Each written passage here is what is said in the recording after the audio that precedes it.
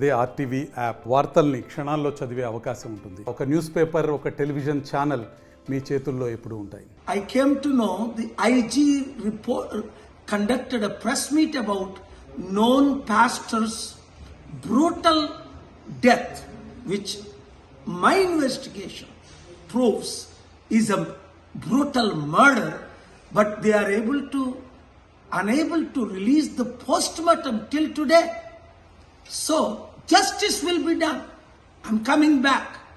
Don't panic. God is with us. చూడండి, నేనున్నప్పుడు ఏం రిపోర్ట్ చేయలేదు. ఇప్పుడే ప్రెస్ మీట్ పెట్టారట ఈరోజే. నేను మొన్నటి నుంచి జర్నీలో ఉన్నాను పీస్ టాక్స్ కొరకు. నేను వెళ్ళిపోయాను అనుకోకండి.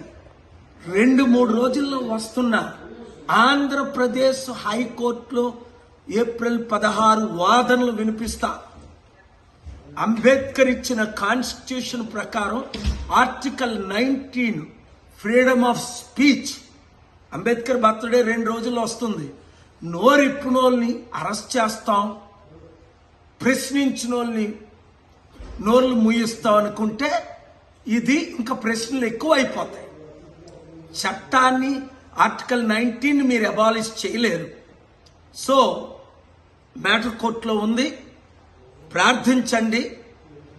ప్రవీణ్కు న్యాయం జరిగే వరకు, దేశంలో శాంతి వచ్చినంత వరకు నేను మీతో ఉంటా.